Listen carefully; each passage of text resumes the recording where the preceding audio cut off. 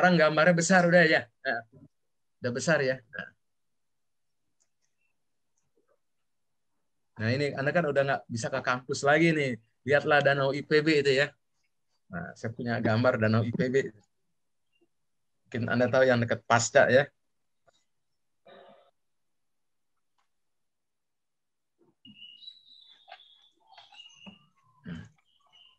Coba cek dulu. Jadi begini nih, ini untuk SIM kehadiran Anda lihat ya. Jadi kita punya sistem informasi untuk kehadiran berbasis ini.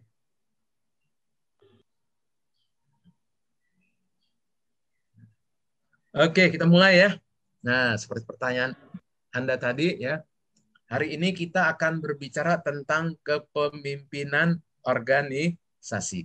Mungkin Anda bertanya, kenapa sih kita di dalam berkomunikasi harus memahami organisasi? Terus kita harus memahami pemimpin. Terus harus memahami sistem. Bisa menangkap ya. Jadi ada 3 hal yang kita bicarakan hari ini. Ya, organisasi sebagai wadah, ya. Kemudian kita pemimpin sebagai penggerak dan sistem sebagai perajutnya. Bisa menangkap ya.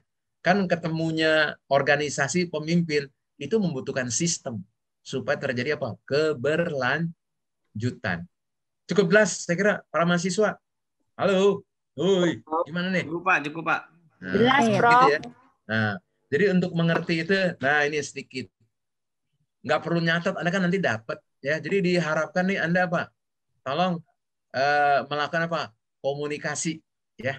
Jadi intinya di sini kita mempelajari apa yang dimaksud dengan pemimpin. Orang yang bisa mempengaruhi ya. Orang yang bisa menggerakkan ya. Orang yang bisa memaksa. Itu kan pemimpin namanya ya. Bisa menangkap dan memiliki tujuan ya. Tujuannya apa ya? Tergantung Anda berada di organisasi apa, politik. Kalau politik tujuannya kekuasaan. Kalau Anda di bisnis, tujuannya apa? Anda menjadi kaya raya. Kalau Anda di dunia akademik, tentu saja Anda harus menguasai keilmuan yang paling maksimal apa? Ya Anda harus jadi guru besar. Bisa menangkap ya. Jadi itu pencapaian-pencapaiannya yang kita sebut dengan goal atau end state ya. Kan sama nih Anda ngambil S2 dan S3. Tujuan akhir Anda apa? Itu menghasilkan tesis dan disertasi. Nah, itu untuk modal menjadi apa? Anda disebutnya lulus atau tidak lulus. Saya kira itu ya. Jadi intinya pemimpin yang baik harus mampu memiliki apa? Tadi leadership di dalam mengambil keputusan. Mungkin menarik Anda lihat contoh di negara kita ini ya. Banyak masalah ya, penegakan hukum bermasalah, di dalam berpolitik bermasalah. Anda kan dengar kemarin keributan di sebuah partai kan ya, dan ditangkapnya seorang tokoh ya. Nah, kemudian mungkin juga Anda menangkap di masalah ekonomi, tiba-tiba muncul ingin impor 1 juta ton beras. Kemudian sebelum Anda dengar kan keributan tentang kelangkaan kedelai. Nah, karena Anda berada di KMP, komunikasi pembangunan, nah Anda kaitkan dengan tadi. Oke, sampai 2 transparan ini ada pertanyaan nggak? Silakan. Ya, saya ini hanya memberikan motivasi kepada Anda. Nanti kan tinggal dibaca. Silakan nih. Prof. Siapa nih? Prof. Mas Effendi. Prof, izin boleh? Ada, Prof. Siapa? Mbak Rina. Ayo. Yang mau nanya. Ismia. Mbak Rina atau Mbak Ismia? Yang mau nanya. Ismia boleh? Ayo silakan. Ismia dulu ya, Mbak ya. Ayo silakan. Baik, terima kasih Prof. Mohon izin. Ya silakan. Prof, yang terjadi sekarang kan penuh kekisruhan tuh Prof. Baru di launching misalnya kemarin ada perpres tentang investasi miras gitu ya. Kemudian berbondong-bondong orang kan pro dan kontra, lalu kemudian tiba-tiba dicabut seperti itu. Menurut Prof itu adalah buah dari kurangnya leadership dari pimpinan atau pemimpin negara kita atau bagaimana Prof? Mohon pendapatnya Prof. Ya, saya kira gini ya. Pertanyaan Mbak Ismia itu tidak sesederhana itu Anda menyalahkan leadership. Tadi kan udah kita bicara tadi. Harus ada organisasi. Yang nama organisasi itu apa? Tadi ada yang nama lembaga kepresidenan. Kedua, ada lembaga yang namanya apa? DPR. Ada nama lembaga yang namanya apa? Tadi Mahkamah Agung atau Mahkamah Konstitusi. Itu kan trias politika, ya. Jadi sekarang bisa menangkap yang disebut organisasi dalam kenegaraan. Tidak serta-merta kita harus menyalahkan kepada presiden. Nah, yang kedua, tadi saya sebutkan kita kan berbicara tentang kepemimpinan. Tadi ya, kepemimpinan organisasi. Dalam kepemimpinan ada dua aspek. Ada leadernya dan ada sistemnya. Jadi yang jadi persoalan di sini adalah apa? Sistem. Sebaik pimpinan apapun, kalau sistemnya jelek, sulit. Apalagi kalau pemimpinnya jelek, sistemnya jelek. Bisa menangkap. Nah, tapi kalau pemimpinnya baik, sistemnya jelek, tadi ya, organisasinya jelek, ini jadi apa? Karismatik. Bisa menangkap. Contohnya siapa? Itu presiden pertama. Kan dulu organisasinya masih berantakan. Ya, bisa menangkap. Waktu kita merdeka, kita hanya punya 10 sarjana. Wajar babak belur presiden pertama mengelola negara. Jadi tanpa ada tenaga berpendidikan, sulit mengelola negara. Sekarang sudah ada jutaan sarjana, tapi banyak pengangguran. Kesimpulannya apa? Pendidikan yang dihasilkan perguruan tinggi tidak match dengan kebutuhan masyarakat. Itu satu. Bisa menangkap. Kedua, pemerintah tidak mengerti bagaimana memanfaatkan. Anda sudah menangkap, menteri kita kan ganta-ganti. Menteri pendidikan tuh macam-macam asal-usulnya. Ada seorang guru besar, sekarang ada seorang pengusaha Gojek. Betul nggak? Ya. Iya, betul, betul. Nah, sebelumnya pernah ada filosofis, pernah menjadi menteri, ya. Pernah dari ormas. Jadi Kementerian Pendidikan yang sangat penting itu dipimpin oleh orang-orang yang tidak memiliki track record di bidangnya. Bisa menangkap, akhirnya menimbulkan kekacauan. Ya. Jadi saya pikir begitu ya. Jadi 3 kata kunci organisasi sebagai wadah, ya. Kepemimpinan, ada orangnya, dan ada sistemnya. Itulah membentuk segitiga yang menghasilkan apa? Keputusan. Nah, keputusan pun nanti dipengaruhi lagi oleh apa? Ada nggak pendanaan yang cukup? Ada nggak ibaratnya kita memiliki apa? Kegiatan atau proyek, ya. Nah, dan yang lebih penting lagi tadi di samping saya sampaikan tadi ada anggarannya kan ya. Nah, inilah akhirnya semua orang berpikir based on project. Harusnya based on activity. Saya kira begitu ya Mbak Ismia ya. Jadi jangan menuduh dulu presidennya Baik, Prof. Terima kasih. tidak qualified. Kenapa dia bisa sampai 2 periode? Kan mustahil. Seorang jenderal aja kalah berhadapan dengan beliau. Berarti dia punya kebolehan, ya. Bisa menangkap ya. Jadi kita nih harus melihat dalam kacamata yang luas. Kan banyak rektor, kok tapi nggak bisa jadi menteri, ya. Bisa menangkap. Ya, ini ada perbedaan kan. Masa seorang pengusaha Gojek dijadikan menteri? Karena apa? Ada pertimbangan lain, ya. Si Menteri Pendidikan yang sekarang diharapkan mampu melakukan apa? Digitalisasi. Karena keberhasilan dia di Gojek. Cuman presidennya naif, bisa menangkap. Pendidikan hanya dianggap hanya sebatas komunikasi. Tidak demikian kan ya? Komunikasi hanya salah satu bagian daripada aspek kehidupan. Bisa menangkap ya, Mbak Ismia? Ya. Halo, Baik, yang Prof. nanya. Terima Nah, kasih. jadi Terima jangan kasih. kalau nanya nih lempar bom. Setelah itu apa? Tidak melakukan apa? Feedback ya. Anda kan orang komunikasi. Harus ada feedback ya. Nah, jadi kalau lempar bom maksudnya apa? Kita tidak bertanggung jawab. Ya. Nah, cukup jelas. Oke, sekarang Mbak Rina nih. Tadi mau Sekali, nanya. Prof. Terima kasih. Ya. Ya, terima kasih, Prof. Ya. Prof, saya mau menyoroti itu yang Partai Demokrat. Kan Ya. ada KLP itu. Iya, betul. Ya, terus bagaimana menurut Profesor tentang kepemimpinan yang lama gitu loh, Prof. Ya. Jadi gini, Mbak. Kan tadi saya sampaikan di dalam organisasi ya, kita tidak hanya mengandalkan karisma aja, Mbak, ya. Itu kan udah saya sampaikan, presiden pertama karismatik, presiden kedua direktif, ya. Maka dia bisa buat pelita 1 sampai pelita 6. Pelita 6-nya kan gagal kan? Karena apa? Dia terjungkal. Nah, jadi intinya menjadi pemimpin itu harus ada apa? Kegiatan yang disebutnya PIKA, tahu nggak? Problem Identification, Check, Action. Bisa menangkap? Jadi Anda harus bisa memetakan masalah. Mana masalah yang utama, mana masalah pendukung, mana masalah penunjang. Bisa menangkap masalah utama hanya ada satu. Kalau masalah pendukung itu yang membuat Anda terfasilitasi. Kan sama dengan Anda sekarang. Dengan ada pandemi kan lihat IPB tutup ya kampusnya. Anda menangkap. Nah, Anda suruh pakai Zoom. Paham nggak? Ya. Nah, kan pertanyaan Anda sederhana nanti. Apakah dengan Zoom terus SPP-nya terus-menerus sama? Kan ini nanti akan menimbulkan pertanyaan Anda seperti pertanyaan Anda tadi dengan Partai Demokrat.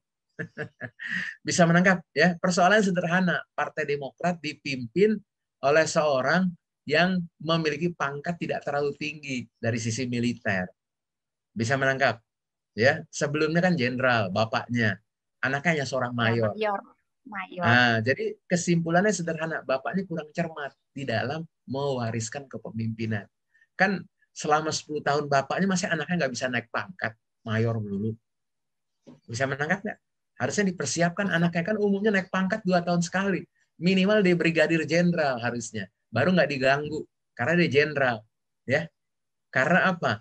Dia hanya mayor, stratanya jauh ya, hanya perwira istilahnya perwira pertama. Ya. Bukan kan mungkin dia mau jadi perwira menengah nggak jadi ya kan, letnan kolonel itu kan ya. Nah, mungkin apakah mayor dianggap perwira menengah, pamen, sedangkan pamak kan sampai kapten. Nah, tapi kan mayor yang paling dasar, ya. Jadi kurang di respect oleh para purnawirawan yang berpangkat jenderal. Kalau waktu bapaknya kan nggak ada yang berani ganggu, ya, karena pangkatnya sama. Nah, jadi kalau kita berbicara organisasi perlu ada chemistry. Karena suka nonton tuh film dulu di Indosiar yang orang nyari jodoh itu, ya. Bisa menangkapkan ya. Kalau chemistry-nya nggak cocok, nggak mau. Walaupun kata disogok nanti ceritanya, ya.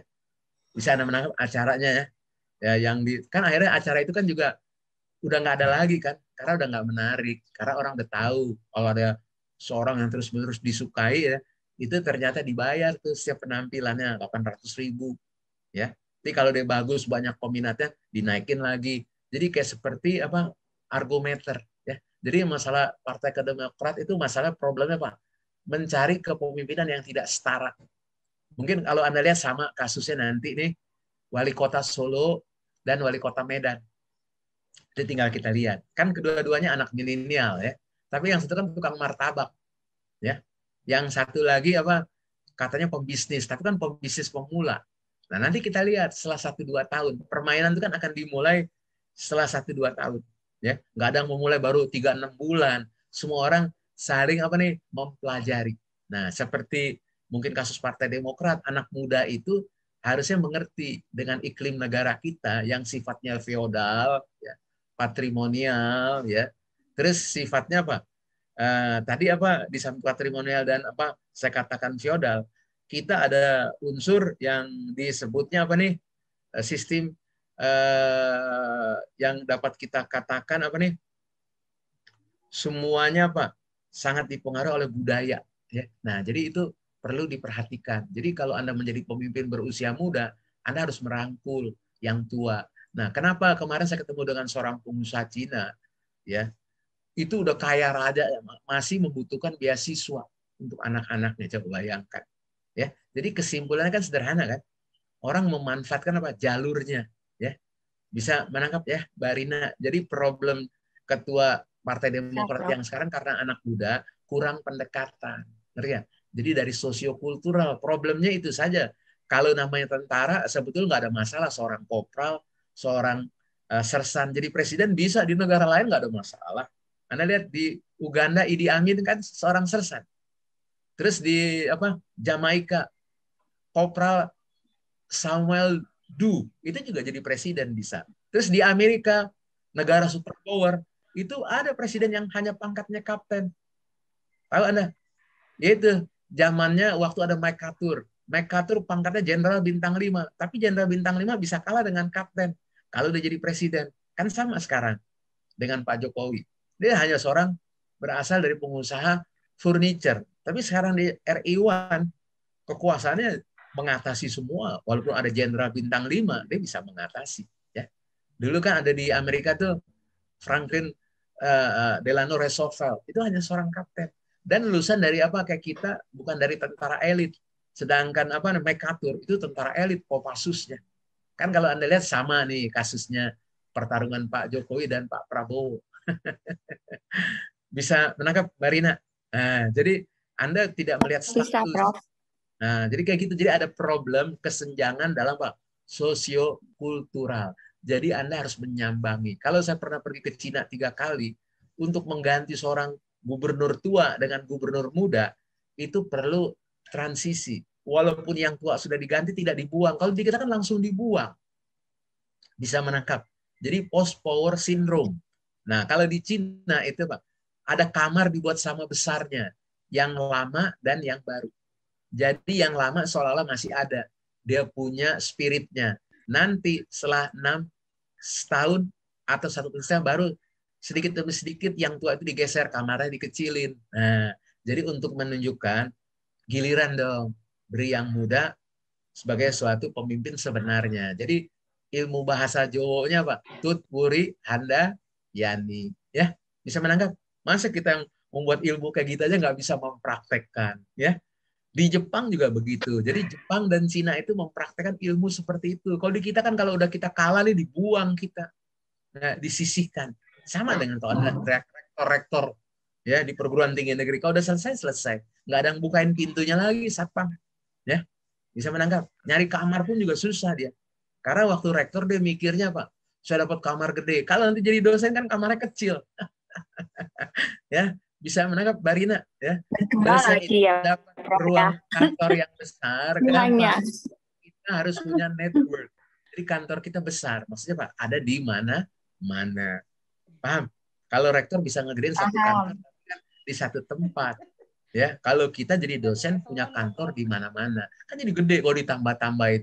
Kalau saya di setiap perguruan tinggi punya kantor, misal saya punya 17 perguruan tinggi kerjasama, saya dikasih kantor 3 kali 3, berarti 9 kali 17, kan lebih gede dari kantor seorang rektor.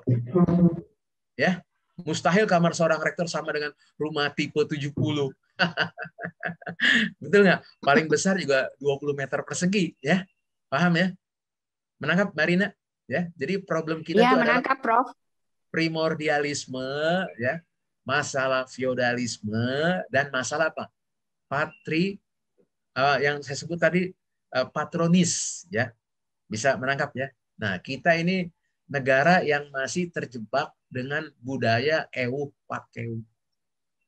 Harusnya kalau yang salah ya tetap dihukum. Kalau yang benar ya tetap diperhatikan. Saya kira itu ya, terjawab ya Mbak Rina. Ya, jadi masalah tentu Baik, kita Prof. jangan Terima mendalam kan, kasih, Prof. bukan jurusan fisik kita ya membahasnya. Ini kan kita hanya komunikasi. Jadi saya melihat dari kemampuan berkomunikasi. Jadi kalau Anda jadi pemimpin, Anda anak muda harus berkomunikasi. Sama kan kasusnya juga Anas Urbaningrum. Dulu kan jadi ketua Partai Demokrat. Harapan saya dulu jadi calon presiden kita. Karena saya melihatnya cerdas, ya, muda, ya. Maksudnya supaya ada gambaran pemimpin masa, tapi tergelincir akhirnya, ya. Karena dia melawan bosnya. Paham Anda? Maksudnya bosnya siapa? Ya Pak SBY. Pak Jadi kita SBY. di Indonesia nggak boleh. Ya, Anda sudah diberi Izin, Prof. kesempatan maju, Anda tahu diri. Paham? Ya. Izin, Prof. Bisa ditangkap ya, kayak seperti itulah. Jadi itu namanya social culture. Baik, Prof. Izin Nah, jadi bertanya, sosial Prof. budaya ya. Kita tidak ngomong agama karena kalau ngomong agama berbahaya. Nanti menjadi toleransi dan intoleransi. Saya kira yang sekarang berbahaya kan yang terakhir kan intoleransi. Karena kalau Anda berbeda dengan kekuasaan hari ini, siap-siaplah menerima kamar gelap ya. Bisa menangkap ya. Berakhirlah Prof, Anda. saya bertanya, Prof. Boleh, Izin, silakan Prof. siap. Nah, Prof, terkait dengan Mbak Indriyati, silakan. ya, Aing, Prof. Ya suaranya kencengin dikit. Aing, Prof. Aing, Prof. Aing, Prof. Aing, Ya. Prof. Iya ya, iya dari Ya, bisa. siap, Prof. Prof, ini kita bicara soal komunikasi dan kepemimpinan kan artinya ya, Prof ya. Saya bertanya, gaya kepemimpinan atau gaya komunikasi seorang SBY yang beberapa suaranya jauh Kakak Aing. Ini gimana? Ini gimana? Jauh sekali suaranya. Suaranya kejauhan, deketin ini mic-nya. Ini gimana, Prof? Ya. Oke. Saya mau minta pendapat, Prof. Menyoroti gaya komunikasi SBY beberapa hari terakhir ini. Menurut Prof bagaimana gaya komunikasi kepemimpinan SBY? Saya kira itu kan apa yang dilakukan beliau itu komunikasi kecintaan seorang ayah ke anaknya saja kalau hemat saya, ya. Jadi istilahnya dia tidak boleh mengungkit-ungkit pernah mengangkat orang lain. Itu kan karena dalam posisi itu dia berhak mengangkat orang tersebut. Bisa menangkap. Jadi bisa dianggap kekanak-kanakan, ya. Mengungkit-ungkit itu nggak boleh. Dia juga dulu kan pernah diangkat oleh Mbak Mega, ya. Jadi Menko Polhukam setelah diberhentikan oleh Gus Dur. Jadi sebetulnya kalau kita menjadi pemimpin kita bisa melakukan apa saja. Bisa menangkap. Tapi kalau kita sudah tidak jadi pemimpin, kita tidak perlu membuat bahasa yang menimbulkan satu sentimen, ya, atau kegaduhan.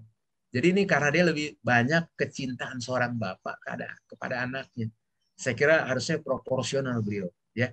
Tidak boleh juga nunjuk-nunjuk, kalau lihat ngomong kan nunjuk-nunjuk, terus matanya sedikit mendelik, ya. Jadi saya kira ada kesan ketidaksukaan terhadap sistem. Kan dia juga dulu pernah menjadi RI1.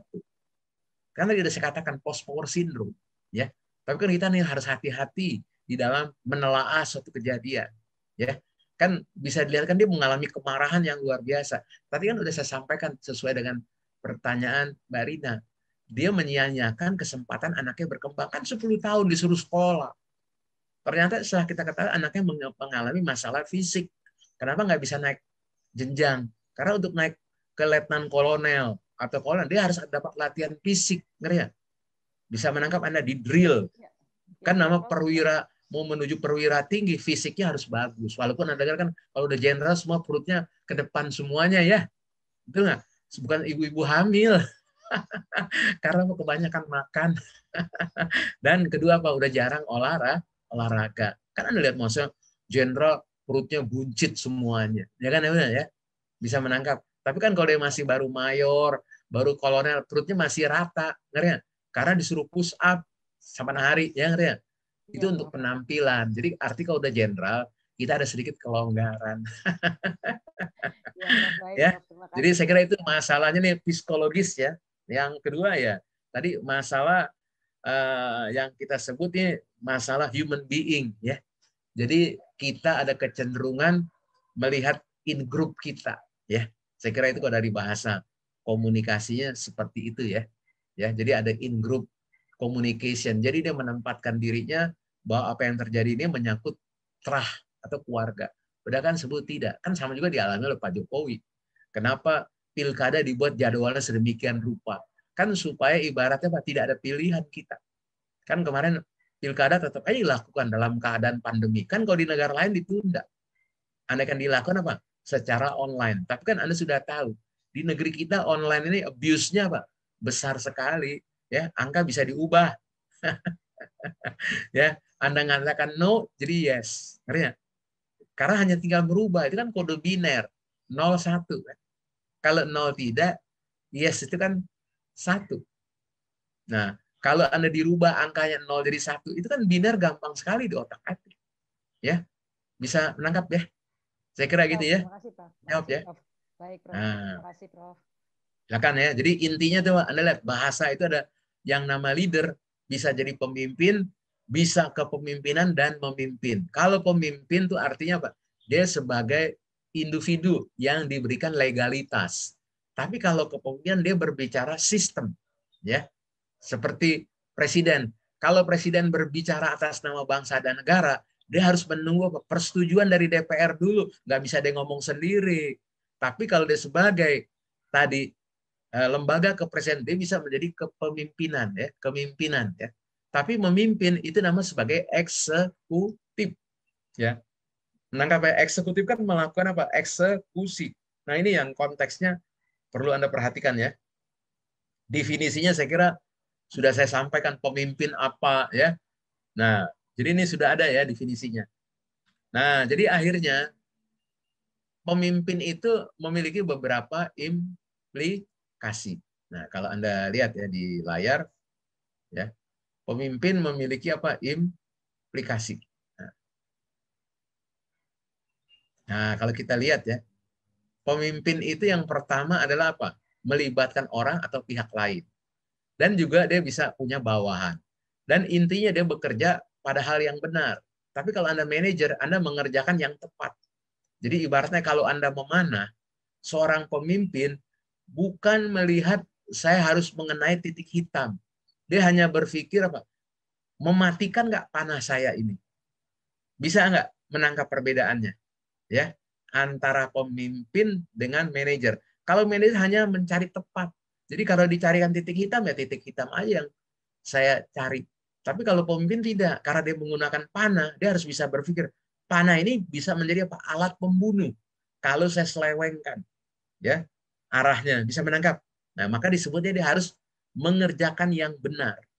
Nah, tapi kalau manajemen itu berusaha tadi membuat suatu pola. Nah, kan yang nama pola Anda sudah menangkap kan ya? Yang nama pola ada yang teratur dan tidak teratur. Nah, oleh karena itu kita di sini tidak berbicara pemimpin yang efisien, pemimpin yang efektif. Nah, jadi di sini makanya suka Anda dengar pemimpin tuh harus jujur. Nyari pemimpin yang jujur nggak mudah, ya. Jadi inilah suatu persoalan yang perlu menjadi pemikiran kita bersama, ya. Nah, terus tentu saja dia harus tulus. Nah, tapi nggak semua presiden kita itu begitu. Anda lihat, dia hanya menyampaikan sesuatu kepada yang lain. Tapi kalau bukan kelompoknya nggak mau. Jadi kan ini yang dikatakan apa betul presiden itu menjadi presiden semua orang atau presiden dari kelompok yang memilihnya. Ya ini kan sekarang yang kita lihat setelah era Orde Baru muncul seperti itu. Karena apa? Dalam era Orde Baru semua bersifat tunggal.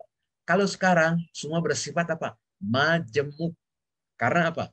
Kita sistem multi partai. Dulu kalau zaman Orde Baru memang partainya 3, tapi ada partai pemerintah. Paham? Yang kita sebut Golkar, ya. Terus partai pendampingnya kalau ke kita, kalau saya raja ada yang memberikan kipas di kiri kanan, ya. Itu PDI dan P3 dulu kan. Bisa menangkap perbedaannya. Ada yang ingin bertanya? Silakan. Nih, yang laki-laki nih. Tadi semuanya jadi apa? Institut Perempuan Bogor ya, IPB ya. Nah sekarang mana nih pria Bogornya nggak ada ya. Prof. Baik. Mohon izin, Prof. Sadam namanya ya. Iya, Prof. Iya. Oke. Prof, silakan Mas Sadam. Menanggapi yang sebelum Prof sampaikan tadi soal sistem yang kemudian itu sangat penting. Yeah. Karena memang dalam kepemimpinan sistem juga harus berjalan. Nah, bagaimana misalnya fenomena politik hari ini kita melihat bagaimana sistem itu semacam tadi res politika yang dikembangkan oleh John Locke dan Montesquieu itu digunakan untuk memuluskan kepentingan oligarki. Jadi penguasa, pengusaha dan seterusnya itu membentuk kekuasaan sendiri untuk memuluskan kepentingannya. Contoh misalnya di legislatif kita melihat partai politik sudah didominasi oleh penguasa. Kemudian juga yang berkuasa hari ini juga sama. Dan orang hukum atau yudikatif itu juga dipilih oleh presiden. Sehingga pada konteks itu, sistem itu berjalan untuk memuluskan kepentingan, bukan untuk melembagakan suatu sistem. Kira-kira bagaimana Prof kita melihat kepemimpinan dan sistem itu bisa berjalan sesuai dengan harapan kira-kira. Terima kasih Prof. Jadi bagus sekali Mas Adam pertanyaan. Jadi ini kita di sini berbicara, kita ini kan termasuk negara berkembang, ya, belum menjadi negara maju. Pendapatannya sudah menengah ke atas ya. Tadi kan menengah bawah, sekarang menengah ke atas. Nah, jadi Anda lihat negara kita ini masih ada problem kalau kita menjadi pemimpin seolah-olah kita memimpin semuanya. Nah, inilah mungkin juga salah satu kesalahan. Jadi kalau tadi Anda mengungkapkan kembali konsep trias politika, ya. Jadi terjadi ketidakseimbangan. Sekarang terjadi apa? Berat di eksekutif. Jadi eksekutif heavy, ngeri ya? Bukan legislatif heavy. Kenapa? Gara-gara sistem multi partai. Terjadi kelemahan. Nah, zaman Orde Baru kan eksekutif heavy, ngeri ya? Ya, jadi ya. Karena tapi sistem kan satu arah. Sekarang legislatif maunya bisa jadi berat, ternyata tidak. Karena apa? Partai-partai kecil semuanya, ngerti ya? Di bawah 20%, Anda kan menang. Tidak ada yang nyampe 30%. Itu pernah sepanjang sejarah reformasi hanya PDIP 32% pernah menang. Tapi nggak jadi presiden. Yang jadi presiden dari PKB. yang hanya punya 9%. Nah, disinilah pandainya Profesor Amin Rais itu. Ngerti ya? Jadi dia melakukan apa? Yang disebutnya kita nih melakukan kolaborasi. Yang kecil bergabung sehingga suaranya jadi besar. Nah, karena pernah kalah begitu, PDIP bermain, dirubah aturan electoral threshold harus 20%. Karena dia bisa 20%. Bisa Anda menangkap. Nah, jadi dia monopoli partai-partai yang di bawah 20 atau di bawah 10 diajak ikut gerbongnya. Nah, itulah yang tadi saya katakan, ini kemampuan kolaborasi, bukan kooperatif. Kalau kooperatif itu hanya sekedar apa? Selalu seia sekata doang. Tapi kalau kolaboratif, Anda bisa bermain. Kalau Anda nggak suka, Anda bermain. Kan contohnya Nasdem. Misalnya dipersulit, dia bilang, saya nanti mau begini-begini. Nah, terus pasti partai yang berkuasa akan mencoba membujuknya kembali. Jadi ibaratnya seperti anak kecil yang kehilangan permennya. Nah, kayak begitu. Jadi gula-gulanya kurang. Ya? Kan anak kecil kalau dikasih permen, dia diam. Ya? Nah, itulah partai politik itu ibarat seperti anak nakal. Ya? Kasih permen kan diam. Terus mendukung. Nah, tapi mendukung nanti harus ada apa? Semacam kayak kita nih ada saham. Ya? Apa? Tolong angkat saya jadi komisaris. Kan partai jadi dapat penghasilan. Anda bisa menangkap. Nah, kayak seperti yang sekarang terjadi ini, di kita ilmu konspirasi yang berkembang. Nah, maka jadi demokrasi kita tidak sehat. Nah, maka Anda diminta nih hati-hati di dalam berbicara. Ya. Jadi kita ibaratnya sekarang dibelenggu oleh azas demokrasi. Ya. Jadi yang kecil bisa mengalahkan yang besar, itu kan ajaib. Ya, kalau zaman dulu kan yang besar pasti mengalahkan yang kecil. Kalau sekarang nggak bisa. Memang dalam cerita-cerita kenabian, ada yang kecil bisa mengalahkan yang besar ya. Daud dengan Goliat, betul nggak? Tapi kan beda. Walaupun kecil kan Daud itu kan nabi, Goliat kan bukan nabi. Nah, jadi Anda bisa menangkap ada pemegang wahyu ya. Nah, di situ mendapat kekuatan spiritual. Yang satu hanya kekuatan fisik. Bisa menangkap ya, Mas Sadam. Jadi ini problem di negara kita. Bagaimana mengintegrasikan. Kedua, bagaimana menyederhanakan. Yang kita ambil tuh yang terakhir, menyederhanakan. Mengintegrasi itu pekerjaan berat. Sama dengan Anda. Anda kan nanti nih ngambil S3, Anda kan harus membuat disertasi. Disertasi harus ada apa? Novelty, tahu nggak? Kebaharuan. Kan nggak gampang kebaharuan. Ya, kebaharuan itu bisa muncul dari metode. Itu level yang paling rendah. Yang paling bagus apa? Dari kemampuan mensintesis dan kemampuan merancang daripada riset tersebut untuk memunculkan misalnya apa? Isu ya, atau memunculkan suatu apa? Roadmap. Nah, itu saya kira. Kalau roadmap itu sifatnya praktis. Kalau isu itu terkait dengan teori, siapa yang mendukung. Bisa menangkapkan ada grand, ada middle range ya, dan ada operasional teori. Saya kira begitu ya, Mas Sadam bisa. Prof, terima kasih Prof. Ya. Nah. Oke, ada lagi nih yang mau bertanya, yang lain. Silakan. Izin Prof. Ya, silakan. Siapa nih? Mas Galung ya? Nah. Iya. Baik, izin nyambung tadi diskusi sebelumnya Prof terkait dengan sistem demokrasi. Kalau menurut saya tadi kita sudah bahas tentang demokrasi ya. Kalau kita lihat dari semiotik dari demokrasi itu kan ada yang disebut dengan pseudo government, yang dimana kekuasaan yang nampak itu kan dikendalikan oleh pseudo government. Nah, pseudo government ini apa? Yaitu mereka-mereka yang memiliki modal, terutama yang mendukung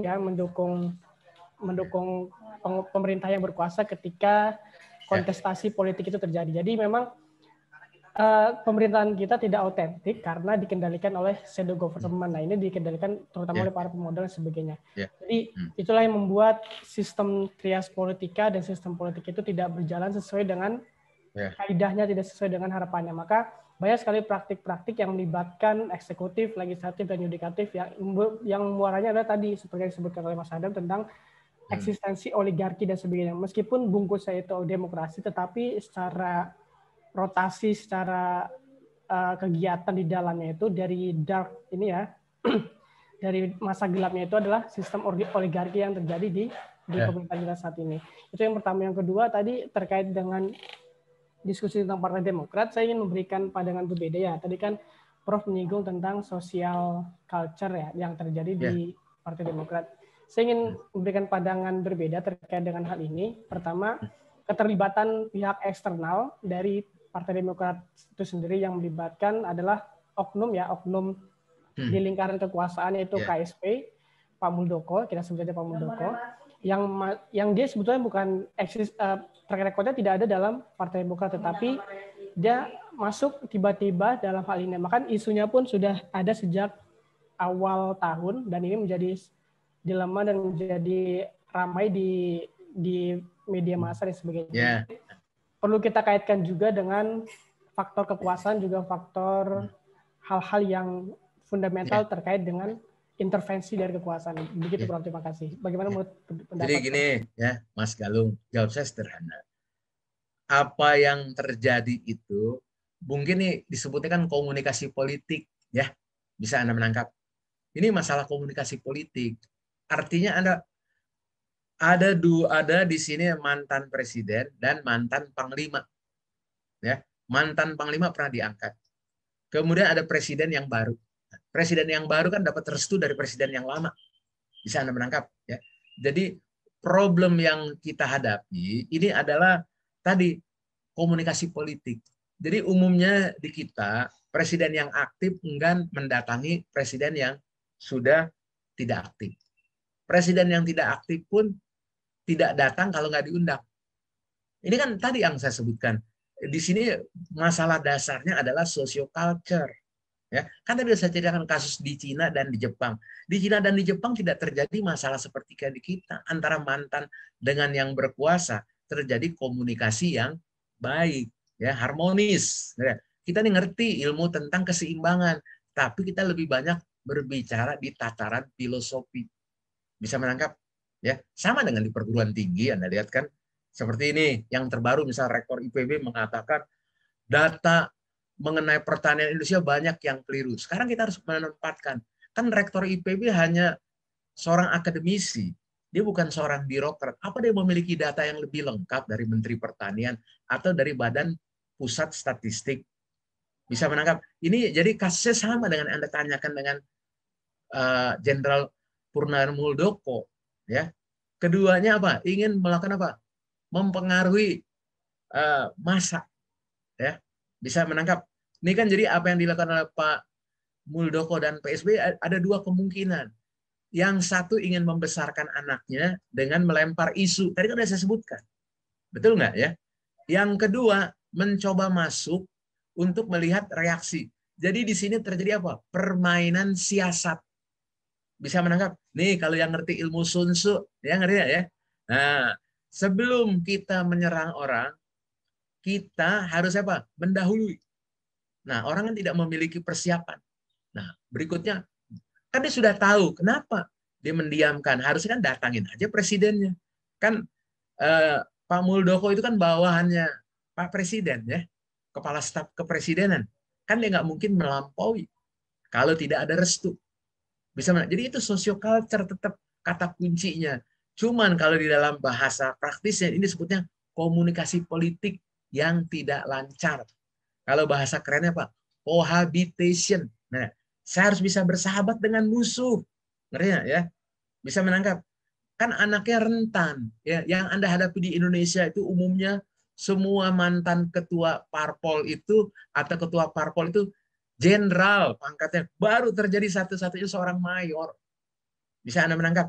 Jadi ini ada semacam anomali. Di Indonesia tidak siap menerima model kepemimpinan seperti itu. Kalau di Amerika tidak ada masalah seorang kapten bisa jadi presiden dan dia bisa memberhentikan jenderal bintang 5 yang berjasa.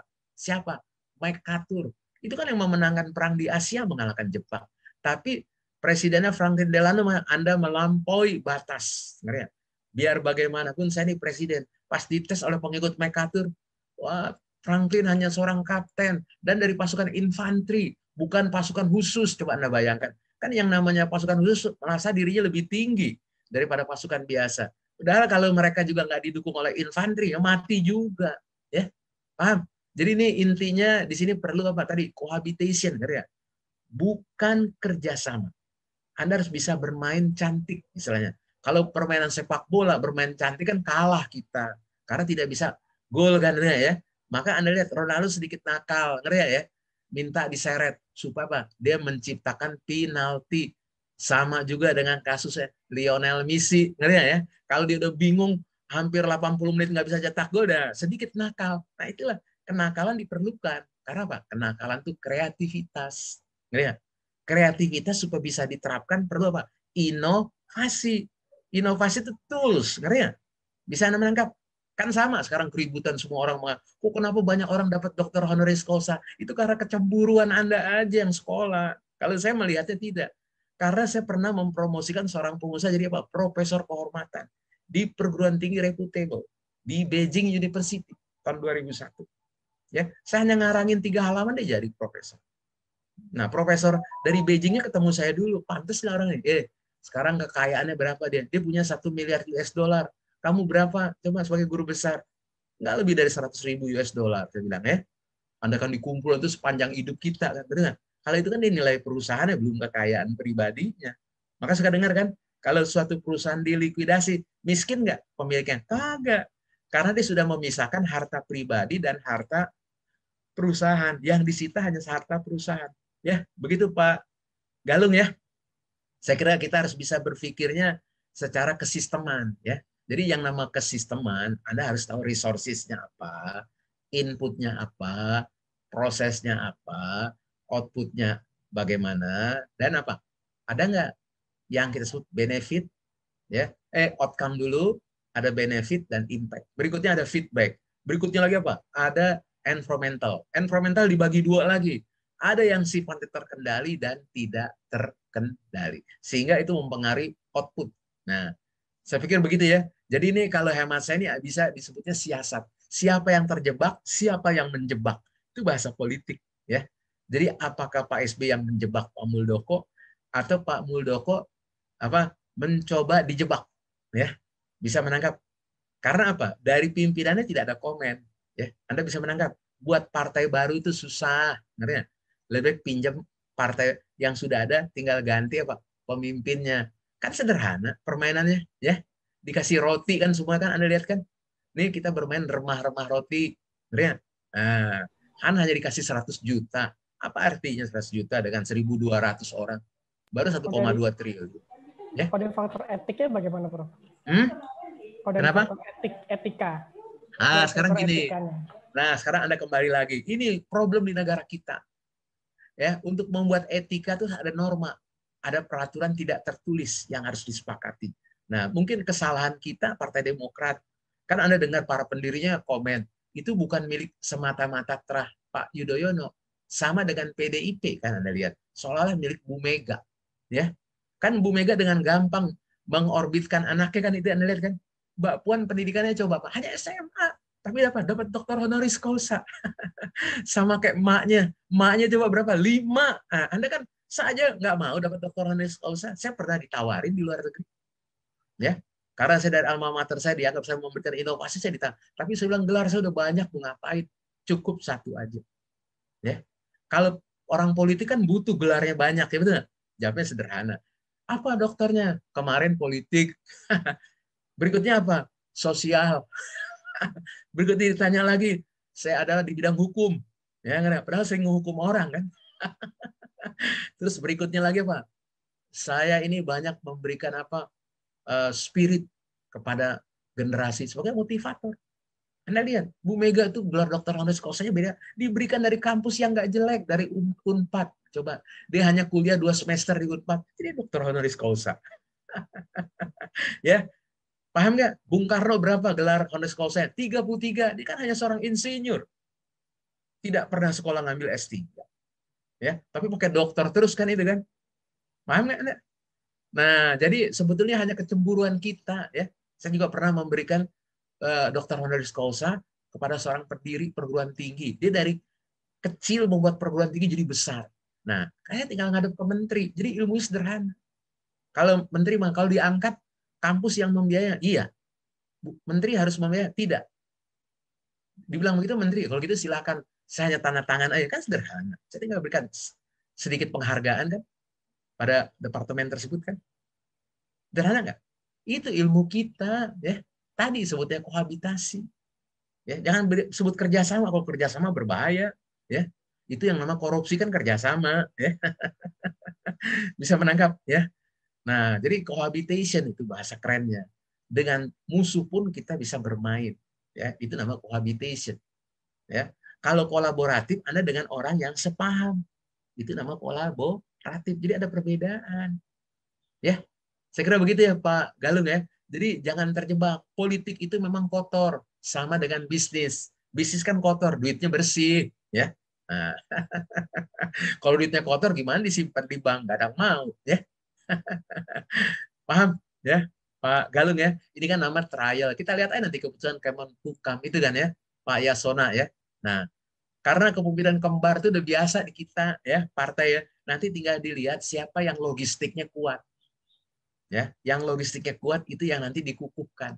Ya, kan kemarin sama Partai Berkarya. Kan jenderal juga yang ngerebut. Paham nggak Anda? Ya, ngerebut dari anak mantan seorang presiden. Tapi PT UN akhirnya memenangkan yang anak presiden itu ya. Mungkin kembali logistik ya. Paham nggak Anda? Ya, logistiknya siapa yang kuat? Ya, Pak Muldoko kan dibongkar misalnya. Kekayaannya hanya 46 ya sulit. Berarti harus ada cukong. Betul nggak? Ya. Nah, kayak begitulah ilmu. Yang namanya ilmu di dunia itu apa? Ada ilmunya 3P, 5P. Tahu nggak Anda? Anda pertama itu menjadi apa? Profesional atau praktisi. Kedua, bisa aja Anda jadi pengusaha. Ya, formasinya itu bisa dibuat 5 poin. Bisa sendiri, bisa jadi profesional, bisa kita jadi praktisi, bisa kita jadi pengusaha, penguasa, pejabat. Ini ada 5 kan? Anda lihat ya, bisa 5P itu tadi ilmu saya. Jadi kalau Anda ingin masuk di partai politik menjadi sekurang-kurangnya 5P, dipenuhi nggak? Presiden pertama kita adalah seorang apa? Politisi. Presiden kita kedua apa? Seorang pejabat militer. Kan dipenuhi ilmu 5P saya, kan? Betul nggak? Ya. Terus presiden yang ketiga apa? Seorang profesional atau pendidik, ya. Bisa menangkap. Terus presiden kita yang keempat apa? Seorang yang kita sebut apa? Politisi dan sekaligus apa? Tadi yang kita sebut adalah seorang apa nih? Pengaruh pemimpin agama, ya, kiai. Terus presiden kelima kita adalah Bu Mega. Itu walaupun ibu rumah tangga, ini kan sih banyak ibu-ibu ya. Dia politisi, ngerti? Bu Mega itu hebat itu. Jangan Anda anggap remeh Bu Mega. Kalau dia udah ngomong di rapat, semua diem. Apakah seorang jenderal, seorang profesor, seorang dokter menyimak dengan baik. Cuman kelemahan Bu Mega itu kan nggak bisa ngomong di depan halayak yang bukan grupnya. Ngerti ya? Dia cenderung di in grupnya jagoan. Ibaratnya kayak apa nih? Singa podium, ngerti ya? Kalau di luar, dia tidak lebih seperti anak burung dara. Ngerti ya? Alias apa? Lemah. Paham? Ya. Nah, presiden kita ke-6, nah ini Pak Susilo kan dari seorang pejabat militer, betul nggak? Terus menjadi apa? Sekarang guru besar kan, Dinas Pertahanan, dengar kan banyak orang tanya kok bisa nggak ngajar? Nah, dia yang punya universitasnya, dia yang dirikan, karena itu udah ilmu umum di Indonesia. Kita ini terlalu apa? Iri, ngerti ya? Dengan orang-orang seperti itu, ya. Anda lihat kan, Bill Gates nggak lulus dari Harvard dikasih profesor kehormatan oleh Harvard. Anda tahu kan Carlos Slim lulusan Stanford University. Dia lulus S1, dikasih gelar apa? Guru besar kehormatan dalam bidang bisnis. Karena profesor Stanford nggak ada yang bisa bikin bisnis, cuma ngajarin teori. Nih sama mungkin Anda teman-teman yang ngajar di ilmu komunikasi nih. Kalau saya kan apa nih? Sudah jadi pernah rektor ya di perguruan tinggi swasta. Nggak tanggung-tanggung 3 periode. Ya. Kalau di negeri kan hanya 2 periode. Kalau saya apa? Jadi rektor di atas kertas pernah, jadi rektor memimpin langsung pernah, ya? Lengkap jabatan saya di perguruan tinggi ya, dari kepala laboratorium, ketua jurusan, ketua departemen, pernah jadi dekan, pernah jadi ketua LPPM, ya, pernah jadi wakil rektor, pernah jadi ketua sekolah tinggi, pernah jadi apa rektor. Coba Anda bayangkan, ya, lengkap. Kalau di swasta kan tergantung pemiliknya, dia ingin mengangkat saya diangkat, ya. Kalau di kampus kan nggak bisa, Anda pakai perjuangan. Anda mendengar kan? Di PB lelah kita, ya. Bisa menangkap, ya. Kalau kita kan hanya pemiliknya senang, udah ditunjuk. Anda kan pemiliknya tidak wafat, kita ditunjuk seumur hidup. Jadi benar di Indonesia itu ilmunya. Semua orang kepengen jadi presiden seumur hidup. Ya, Pak Galung ya. Jadi gini, kita jangan terjebak dengan apa nih? Pragmatisme. Ya? Jangan terjebak dengan stigma. Cobalah Anda berpikir yang realistis, relevan, dan juga apa? Kita berpikir strategik. Segala sesuatu adalah memungkinkan. Ya, kan sudah dibuktikan. Bu Mega bisa bikin pidato, kan pasti ada orang di belakang layar. Bisa menangkap. Ya, kan kalau buat bahasanya bagus, ternyata ada banyak profesor di belakang. Profesornya kalah sama anak SMA. Paham nggak? Karena apa? Dia leader. Yang lain bukan leader. Apa? Yang lain hanya kayak kita nih apa? Worker. Ngerti ya? Walaupun ada bahasa keren, smart worker, tetap aja pekerja. Walaupun ada apa? The stupid leadership. Tetap aja dia leader. Ya, Pak Galung ya. Jadi kita nih berpikirnya komprehensif dan holistik. Maka disebutnya holistic mindset. Nah, jadi problem yang tadi Anda sampaikan, untuk membuat etika perlu ada norma, perlu ada nilai-nilai, dan perlu ada apa? Filosofi. Barulah menjadi etika. Etika tidak boleh diambil, diimport dari luar negeri, tidak bisa. Karena kita punya budaya. Ya, budaya itu menghasilkan apa? Dan agama, norma. Ya. Nah, agama pun bisa memberikan nilai-nilai. Tapi kalau kita pakai nilai agama, nanti yang agamanya tidak sama akan mengapa tidak toleran. Nah, jadi karena kita hidup dengan konsep Pancasila, di mana landasannya apa? Bhinneka Tunggal Ika. Yang kita tidak inginkan kata ika-nya. Yang kita inginkan bineka. Bahwa Anda keanekaragaman. Seperti Anda nih, lihat. Kan pakaiannya yang wanita macam-macam. Ada yang nih, seperti Bu Indri tidak pakai jilbab. Bu Ismi tadi pakai jilbab. Kan nggak ada yang larang. Terus Pak Galung rambutnya cepak, kayak mirip prajurit. Nah, terus yang satu lagi nih Pak Sadam rambutnya seperti profesional. Kan nggak ada masalah. Ya, ada pakai jenggot sedikit. Ya kan, supaya jadi kalau ditanya nih iklan bright cream. Terjawab ya, saya kira ya. Nah, supaya kita jangan terlalu kaku. Paham? Gimana, Pak Mas Galung? Gimana? Gimana? Coba. Cukup jelas? Cukup, Prof. Cukup. Nah, oke. Masih ada yang lain? Nah, jadi ilmunya sederhana ya. Nih, pakai ilmunya apa? Plok. Ya. Jadi bukan poak. Kalau poak itu hanya berlaku di dalam konsep manajemen pabrik. Ya. Atau di manajemen SDM. Tapi kalau kita berbicara masalah tadi, perencanaan di dalam ada namanya apa? Ada unsur lead. Nah, ini penting saya kira. Ya, jadi PLOC. Ya. Bukan POAC. Bisa menangkap ya. Nah, sekarang ini ilmunya plok. Tapi kalau Anda di pabrik, karena nggak mau disebut POAC, disebutnya PDCA. Plan, Do, Check, Action. Jadi setiap ranah ingin mencari warna yang berbeda. Saya kira itu ya. Cukup jelas. Ada lagi tanggapan? Silakan nih, para mahasiswa. Ayo. Nah. Ya, jadi intinya jadi pemimpin itu ada 3 hal. Berorientasi tugas, berorientasi pada hubungan kerja, atau pada hasil. Nah ini, saya kira tergantung Anda. Kalau hanya berorientasi tugas, Anda nih robot. Ya. Kalau Anda berorientasi pada hubungan kerja, Anda apa? Menjadi pemimpin yang sebetulnya cukup hangat. Ya. Mau menengok seperti Presiden Czechia, Ibrahimovic ya. Nah Anda dia kan mengunjungi tentaranya, pergi ke tempat-tempat ibadah, ya, terus membagi-bagi makanan. Nah ini jadi berorientasi hubungan. Jadi apa? Dia ingin mempererat di level grassroots dan di level kayak kita elit. Nah, tapi ada yang berorientasi pada hasil.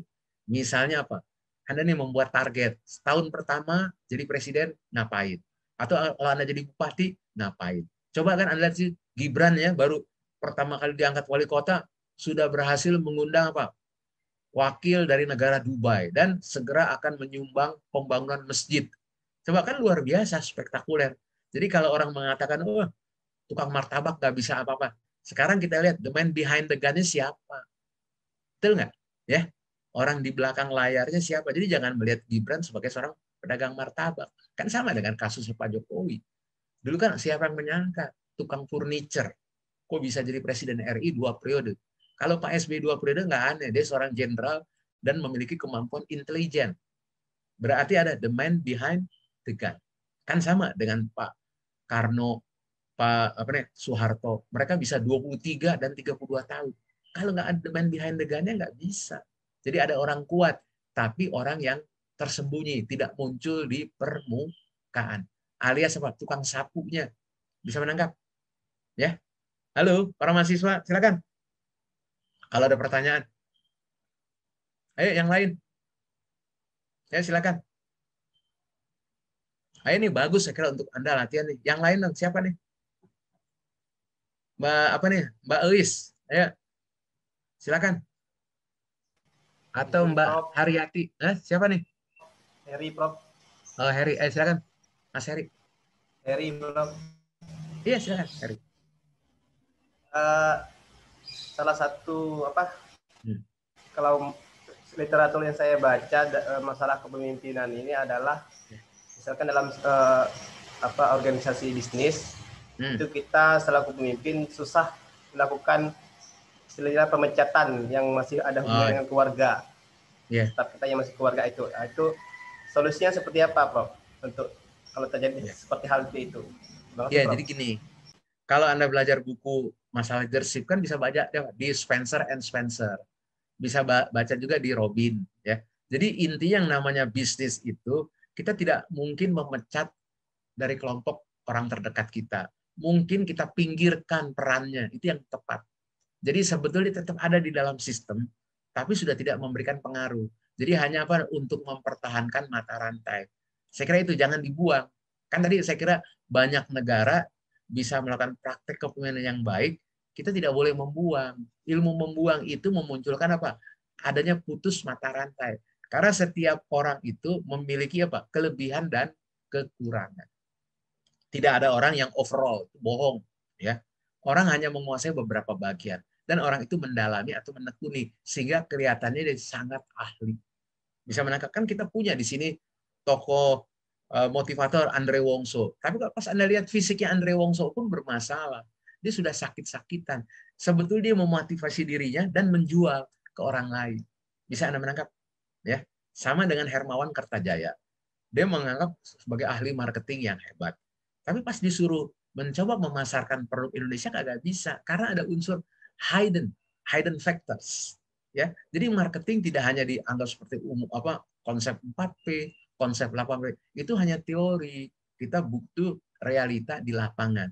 Hubungan yang melancarkan bisnis itu hubungan antar pemerintah, G2G atau G2P, government to private, private to G, GPG, ngerti ya? Bisa menangkap ya? Jadi hubungan itu seperti itu. Jadi kan Anda suka dengar di dalam hubungan antar negara perlu yang namanya cocktail party, dancing party. Bisa menangkap. Jadi keputusan bukan dihasilkan di meja secara resmi, mungkin di pertemuan informal atau kita melakukan wisata bersama. Seperti Presiden Amerika itu paling sering untuk mendamaikan orang Israel dan orang-orang Arab itu kan ya. Nah, diajak pergi wisata ke Camp David di tempat penggunungan yang hawanya sejuk, yang mana negara mereka nggak ada tempat kayak gitu, ya. Jadi dicari. Karena Indonesia sebetulnya berpeluang, tapi kita kadang-kadang kurang cermat, ya. Kim Jong Un misal dipertemukan dengan siapa nih? Trump, ya. Di sebuah negara bisa. Sebenarnya Indonesia berpeluang untuk itu, tapi kita umumnya terlambat di dalam menyiapkan hal-hal seperti itu. Terlalu banyak politisi yang rame, jadi momentum tidak diambil, ya. Saya kira begitu ya pertanyaan dari Mas Heri ya mengenai masalah pemecatan itu. Kita harus melihat kadar kesalahannya. Kedua, kadar kemanfaatannya. Ketiga, tentu sebagai suatu sistem terintegrasi. Seolah-olah kita solid. Sebetulnya tidak. Nah, jadi kalau kita sudah memotong mata rantai, berarti ada yang hilang. Nah, itu akan menimbulkan ada kebocoran atau mungkin adanya ketidakkonsistenan. Saya kira gitu ya, Mas Heri. Bagaimana kira-kira? Terima kasih, Prof. Terima kasih. Nah, ini. Izin, Prof. Boleh, Prof. Farida, Prof. Ya, Farida. Silakan, Bu, Mbak Farida. Ya. Begini, kalau menyimak barusan diskusi dengan teman-teman luar biasa ya. Nah, mungkin saya ingin menanyakan tadi kan Prof menyampaikan terkait dengan bahwa leader itu pasti terkait dengan sistem gitu ya. Tidak hanya faktor leadernya, tapi juga kita melihat sistemnya. Nah, kemudian Prof, saya ingin melihat bagaimana kaitan leader dengan sistem ini dikaitkan dengan mungkin bahasan topik-topik yang akan kita presentasikan ke depan. Artinya ini kan berkaitan dengan kelompok-kelompok masyarakat lokal. Nah, kalau kita melihat masyarakat lokal ini mungkin leadernya lebih banyak memang dipengaruhi oleh faktor karismatik saja gitu ya. Karena memang diusung atau mungkin memang dia menjadi opinion leader sehingga bisa jadi ya memang sistemnya ini sangat berbeda dengan sistem-sistem organisasi yang mungkin lebih formal. Nah, mungkin saya minta pandangan dari Prof. Musa ini mengenai hal kan ini. Sederhana ya. Kan Anda belajar teori kepemimpinan. Pemimpin itu yang paling gampang disebutnya karismatik. Contohnya tuh Presiden RI pertama dan kedua itu karismatik. Tapi kalau lebih tepat yang pertama yang karismatik, yang kedua itu situasional. Dia menjadi pemimpin karena adanya sesuatu keadaan yang genting yang mana akan menimbulkan perpecahan antar bangsa. Maka dia tampil ke depan.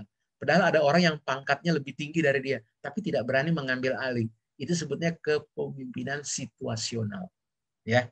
Nah, kemudian pemimpin tidak cukup situasional dan tadi karismatik.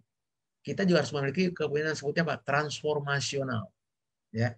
Pemimpin yang memiliki visi ke depan. Nah, maka dari itu Presiden Soeharto yang tadi situasional pada 5-10 tahun pertama, pada 15 tahun berikutnya dia dianggapnya transformasional. Karena apa? Dia memiliki visi, yaitu apa? Membuat satelit Palapa yang membuat Indonesia menjadi negara pertama di dunia dari negara berkembang tentunya ya pertama. Tapi kalau dari negara seluruh dunia kita nomor 3 setelah Amerika dan Rusia. Itu hebat kita. Tetapi kehebatan itu tidak berlanjut di dalam pertumbuhan ekonomi. Kalau dilihat banyak prestasi kita kan, kita kalah dengan Cina, kalah dengan India. Padahal apa? Kalah dengan Korea. Stat kita sama dengan ketiga negara itu. 50 US dollar per kapita. Ya, tapi mereka bisa melejit. Nah, karena persoalannya sederhana. Mereka mengedepankan apa?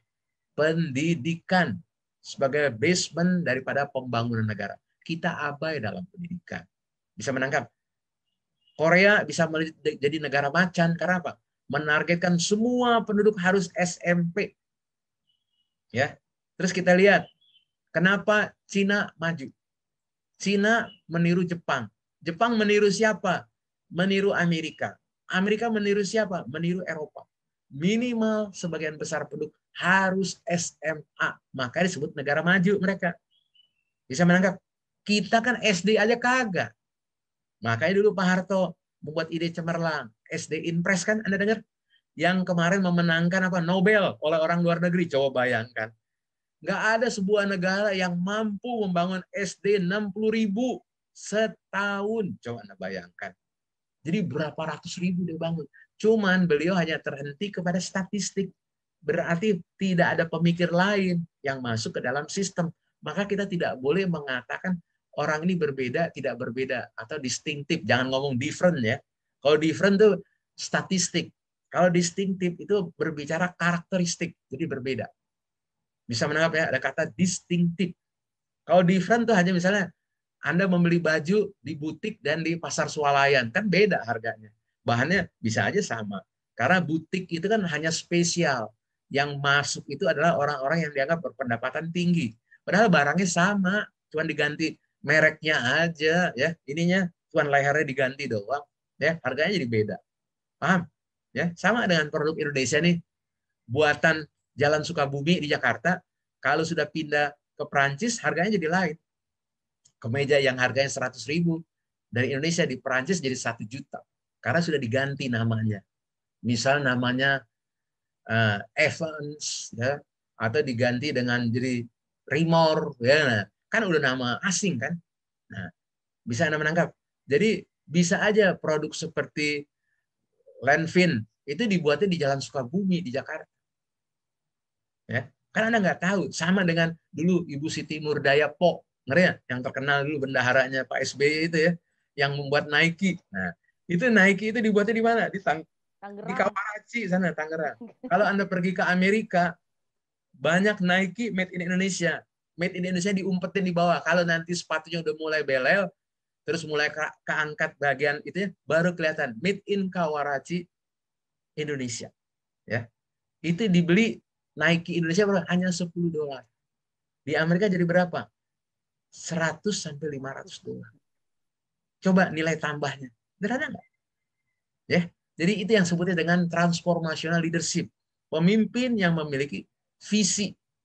Ya, Presiden Soekarno kan punya visinya apa? Menyatukan Indonesia. Bisa dengan apa?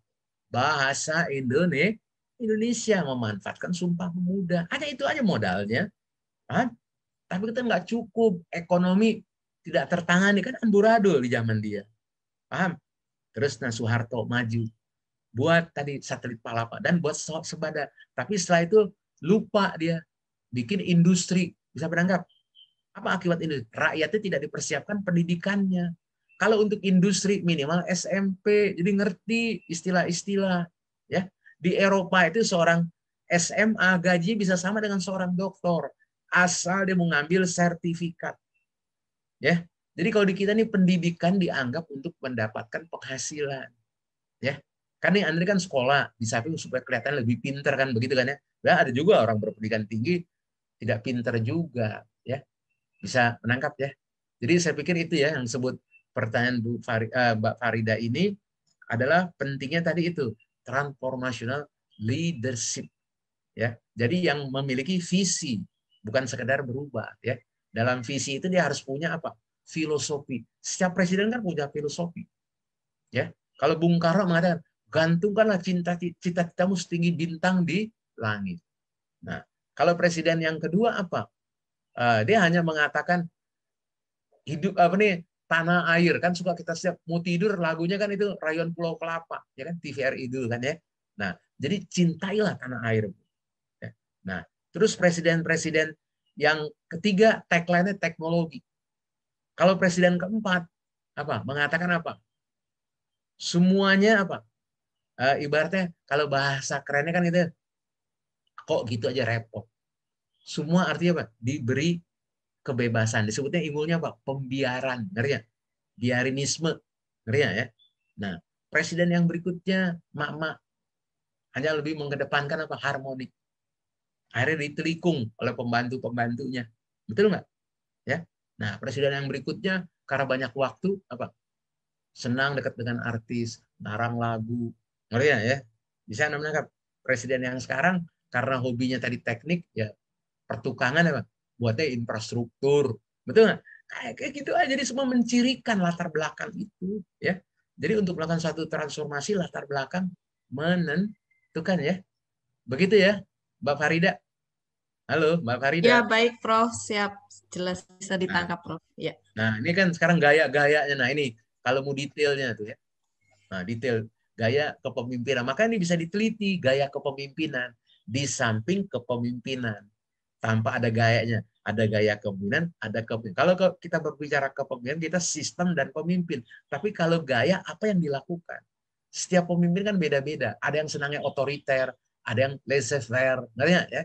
Ada yang direktif. Saya kira begitu ya. Ini tinggal dibaca. Nah, sekarang Anda lihat, apa sih bedanya pemimpin dan manajemen? Nah, ini ada ilmunya Anda lihat. Kalau pemimpin tuh original. Kalau manajer hanya mikirin kerjaan. Makanya manajer gampang nggak di-hire. Tapi nyari pemimpin susah kan. Suka orang mengatakan, udah cari pemimpin ambil aja dari Amerika. Kenyataan Donald Trump aja nggak terpilih kembali. Jadi ternyata di Amerika atau di negara maju, memilih presiden itu apa? Ya tergantung suka-suka juga. Sama dengan kita. Siapa yang menyangka Pak Jokowi bisa 2 periode? Betul nggak? Walaupun ekonomi tumbuhnya nggak lebih dari 5%, sekarang minus lagi. Ya, kan presiden yang sebelumnya apa? Tumbuh apa di atas 6% kan, tapi tidak 7%. Coba presiden kita yang paling hebat siapa? Ya Soeharto. Bisa nembus pernah 9% pertumbuhan ekonomi. Tetapi apa yang terjadi? Ketimpangan ekonomi. Anda kan dengarkan dulu istilahnya kan? Ya. Antara yang kaya miskin seperti bumi dan langit. Jadi artinya negara kita ini pemimpinnya macam-macam. Jadi sebetulnya tinggal dicari rata-rata. Kalau hemat saya ke depan 2024 pemirsa cari dong anak muda, beri kesempatan kalau hemat saya, jangan orang tua mulu, betul nggak ya, untuk masa lalu, ya, mikirnya tidak apa nih, tidak revolusioner, ya, terlalu apa, defensif, ya, bisa menangkap. Nyari presiden jangan umurnya udah gocap 60, kan?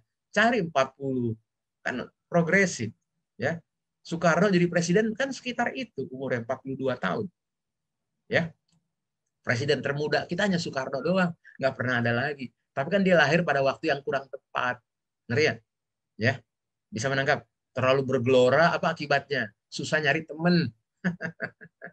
Ya, mungkin yang wanita mungkin kesalnya apa? Dia banyak nyari temennya wanita. Karena susah bergaul dengan negara-negara lain. Paham nggak? Kan dia terlalu revolusioner, ya. Jadi maksudnya begitu ya, terjadi kompensasi. Jadi dia mencarinya ke internal. Paham Anda sekarang? Ya, membedakan pemimpin itu sederhana aja. Ya, kalau pemimpin terlalu terobsesi pembangunan, kurang apa? Memperhatikan masalah SDM. Paham nggak? Ya. Jadi ini penting kita sebagai pemimpin itu harus mengerti SDM kunci daripada segala-gala. Ya. SDM itu adanya apa? Terbatas, unik, ngerti ya? Dan apa? Tidak tergantikan. Bisa menangkap? Ya. Itu karakteristik daripada SDM. Maka orang yang menjadi pemimpin tidak mudah. Kan ciri orang menjadi pemimpin itu apa? Kreatif, ekspresif, ya. Jadi kalau Anda tidak bisa ngomong ya, sulit Anda jadi pemimpin. Ya, bisa menangkap ya. Jadi ciri pemimpin itu harus bisa bicara, walaupun ngomongnya secukupnya. Ada kan pemimpin yang ngomongnya apa? Nggak bisa panjang-panjang. Ya, siapa tuh presiden nomor 2? Ya, jadi presiden nomor 2 itu apa? Cuman SMP coba, tapi bisa jadi jenderal bintang 5. Karena apa? Dapat kata belajar. Di negara kita nggak ada tanpa pertolongan. Jadi Anda nggak bisa hidup di dunia ini sendirian. Paham? Ya, kita harus tadi apa? Berkolaborasi dan berkohabitasi. Saya kira itu. Kalau di dalam sistem bekerja sama. 3 kata itu ya. Bisa menangkap ya. Jadi ada yang disebut tadi apa nih? Kalau dengan musuh cohabitation, kalau dengan sesama kerjasama, kalau dengan beda bidang kita melakukan apa? Kolaborasi. Jadi sebutnya apa? Kita membuang ego sektoral. Saya kira begitu ya. Nah ini ya contoh-contohnya. Jadi yang nama pemimpin sedang mengembangkan. Seperti presiden kita nih. Yang sekarang sedang bikin infrastruktur. Cuman dia lupa infrastruktur kan perlu dana.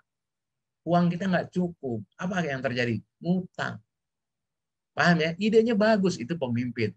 Nah maka dari itu manajer harus memberikan apa kepada apa kontrol ke beliau, Pak, membangun ini tingkat kesiapan. Misalnya Anda membangun tol di Papua, kan saya pernah pergi ke Pulau Buru ya, tahun apa 93-an.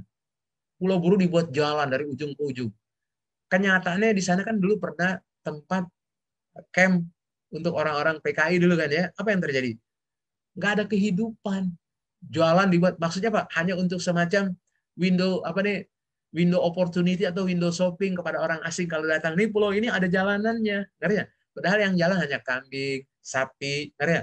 Karena nggak ada manusianya, paham? Nah ini jadi membuat infrastruktur itu bisa Anda bangun di Papua itu penting, tapi kan sekarang penduduknya terlalu sedikit, ya penduduknya hanya 5,5 juta. Coba Kabupaten Bogor kan kecil kan ya, ya itu penduduknya 5,8. Kabupaten Bogor kan kecil dibandingkan dengan apa? Papua. Papua 2,5 kali Pulau Jawa. Pulau Jawa ini apa? Hanya 7% dari negara kita luasnya. Kan hanya 150.000 kilometer persegi Pulau Jawa. Penduduknya berapa? 170 juta. Pantas saja Pulau Jawa padat. Harusnya kan Pulau Jawa dipindahkan ke Papua, ke Kalimantan, ke Sumatera. Tapi karena waktu zaman era Orde Baru ada istilah transmigrasi, nggak mau. Orang-orang asli di sana dianggapnya terjadi apa? Kolonialisasi gaya baru. Ngerti ya? Orang Jawa dipindahkan ke Sumatera. Kan Anda lihat dulu di Sumatera, di Lampung, banyak kebun. Pas orang Jawa pindah, semua orang Jawa yang tadi transmigran menjadi pemilik kebun. Orang lokalnya terdesak. Sama dengan pemelihara sapi. Orang Bali dimasukkan ke Lampung, terdesak orang aslinya. Jadi kesimpulannya ada problem tadi. Kemampuan berbisnis, tadi ada pertanyaan seperti tadi. Orang yang memiliki sumber daya berlimpah umumnya apa? Cenderung ada unsur apa? Enggan mengeksploitasi. Kenapa orang Barat senang pergi ke berbagai negara? Tujuannya apa? Sederhana, mencari apa? Peluang. Dari peluang apa? Bagaimana menemukan sebuah potensi. Saya kira begitu ya. Terjawab ya. Ya, Mbak Farida. Terjawab ya. Ya, baik, Prof. Ya, ini silakan dipelajari. Nah, nanti Anda bisa. Nah, jadi intinya itu kata kuncinya masalah struktur menjadi penting, kepemimpinan ya udah saya rekap, dan terakhir budaya. Makanya kalau di dalam perusahaan kita harus membuat budaya perusahaan, corporate culture. Bisa menangkap ya. Nah, Prof, halo? Iya, Prof, boleh saya izin. Mana duluan, sistem atau budaya? Mana duluan yang harus dibentuk? Saya Prof. Aing Prof. Siapa namanya? Aing Prof. Aing lagi ya, silakan. Ada apa? Mana duluan yang dibentuk, sistem atau budaya? Oh, tentu gini, Mbak. Kalau budaya kan sudah embedded sejak Anda lahir, Anda sudah memiliki budaya. Ya. Tapi kan budaya itu terstruktur atau unstructured. Nah, kalau Anda menjadi pemimpin, budaya bisa Anda angkat ke permukaan. Kan sudah terjadi dulu kan di zaman era Orde Baru, jadi kesannya apa? Jawanisasi. Yang namanya dulu istilahnya kalau kita kenal di daerah-daerah lain ya, ada dusun ya. Sekarang semua dirubah nama jadi kelurahan. Ya, atau istilahnya sebutnya desa. Kan padahal ada pedukuhan ya, ada dusun, mungkin ada kalau di daerah Sumatera namanya lain lagi. Jadi ini ada apa? Penyeragaman. Jadi budaya itu bukan untuk menyeragamkan. Budaya itu menimbulkan apa? Sedikit keanekaragaman. Contoh budaya yang paling bagus dari negara kita adalah gotong royong. Nggak ada di dunia ini budaya gotong royong. Hanya ada di Indonesia. Saya sudah pergi hampir ke 32 negara di dunia. Saya melihat hanya negara kita lah yang memiliki kelebihan. Tetapi gotong royong sekarang kan disalahgunakan untuk jadi bahasa politik. Bisa menangkap.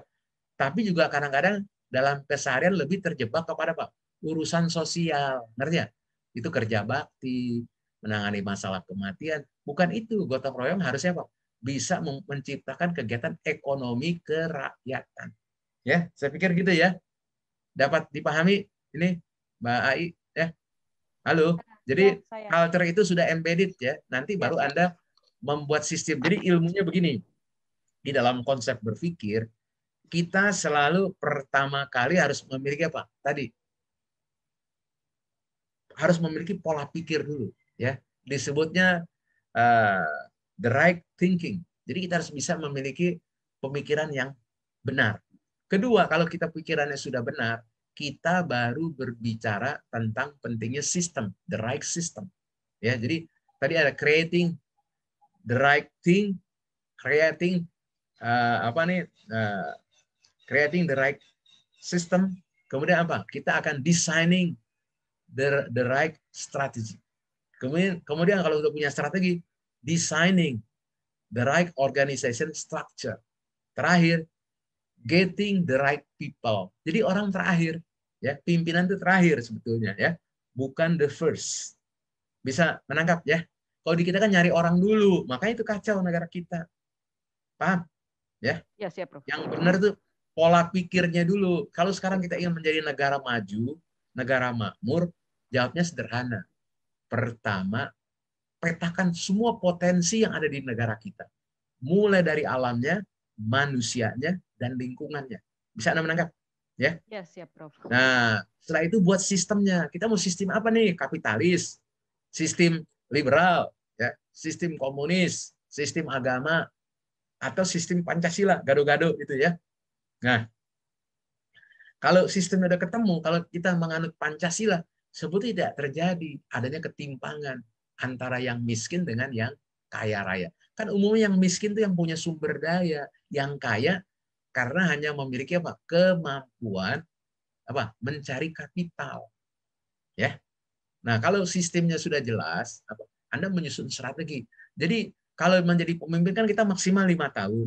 Nah, dalam 5 tahun, 1 tahun pertama adalah apa? Sederhana. Saya mencari apa? Penyamaan persepsi.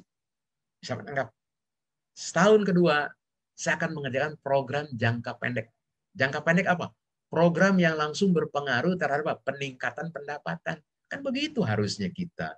Kalau membangun infrastruktur itu apa? jangka panjang.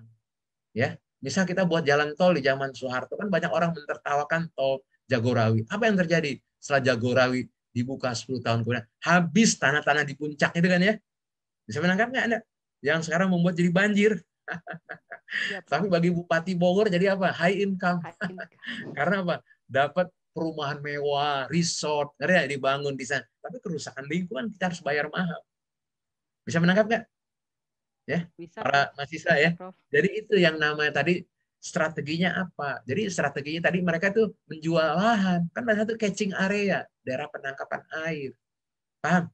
Kan sama Jakarta. Kenapa banjir? Gubernur siapapun akan banjir. Karena apa? Jakarta di bawah permukaan air laut.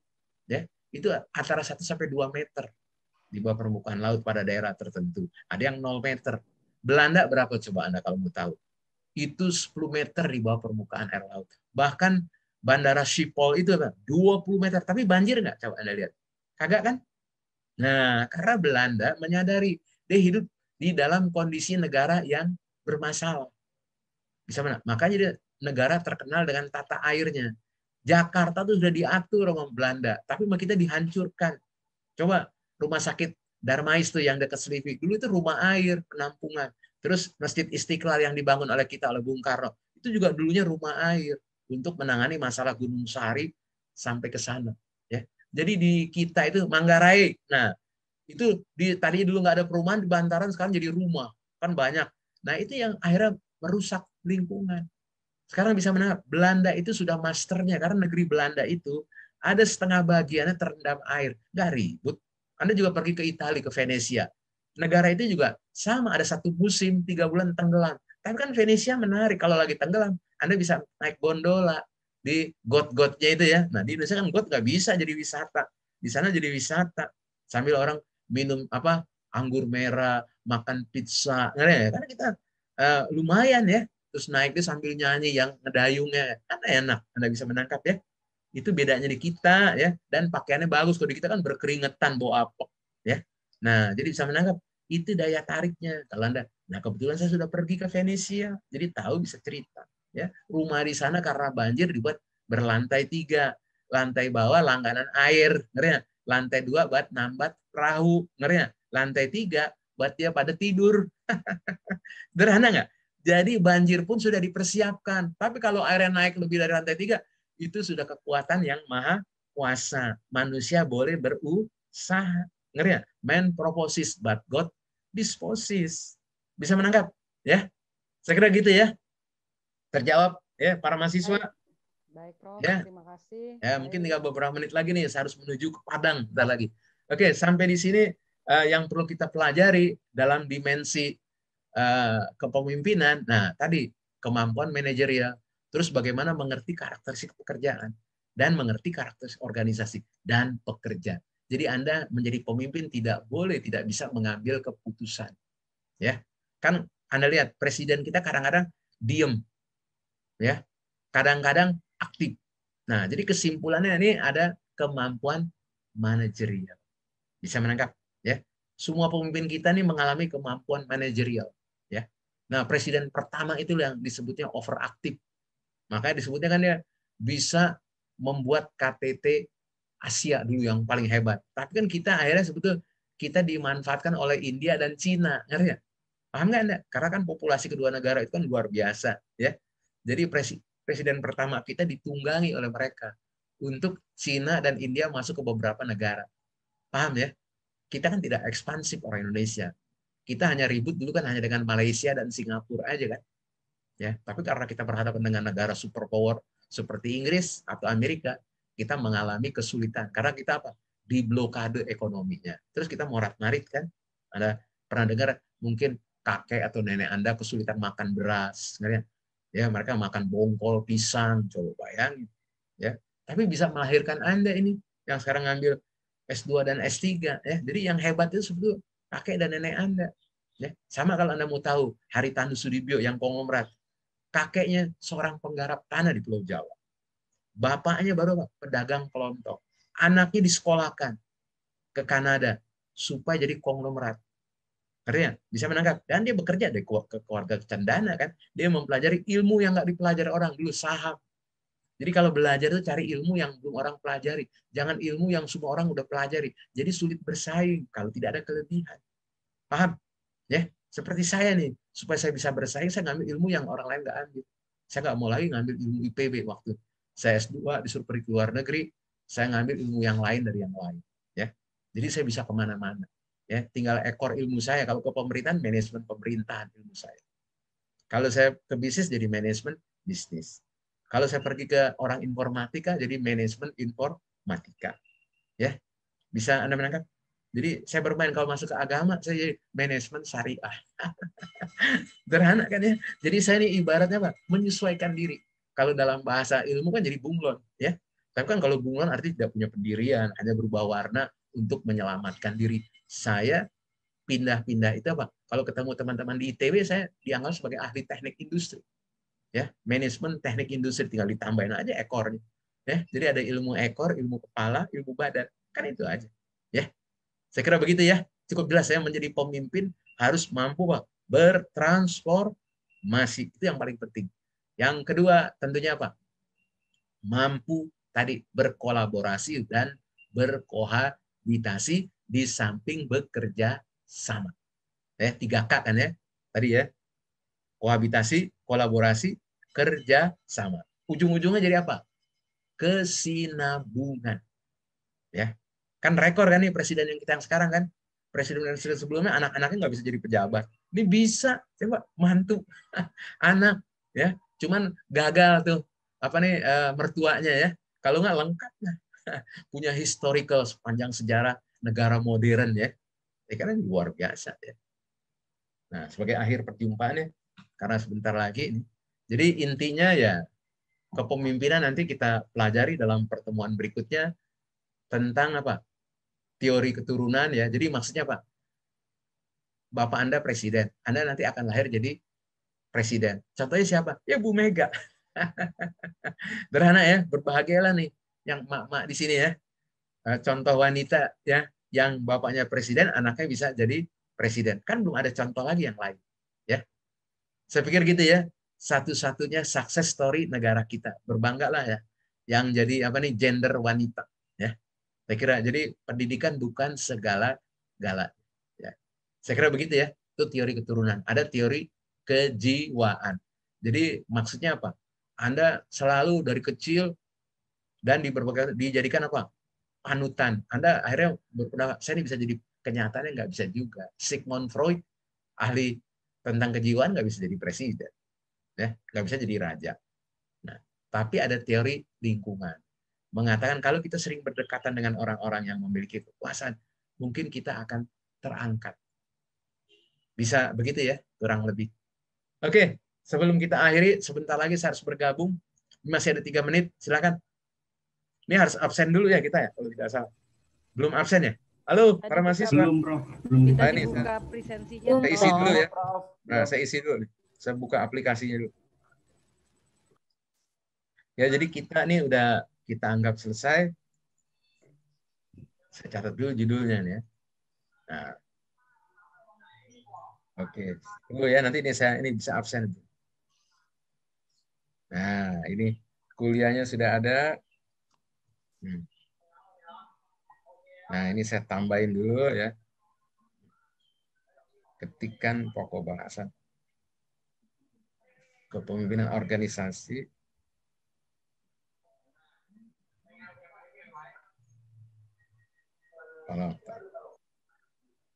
Ya itu kalau mau diabadikan silakan aja kalau nanti habis ini kita catatan daring ya.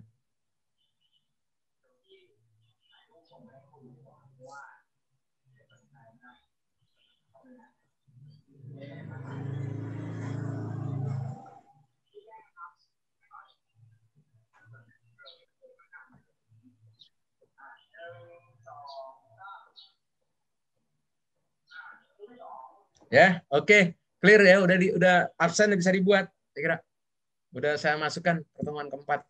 Ya, baik. Terima kasih, Prof. Terima kasih, Prof. Oke. Prof. Ya, kalau gitu kita ini dulu ya.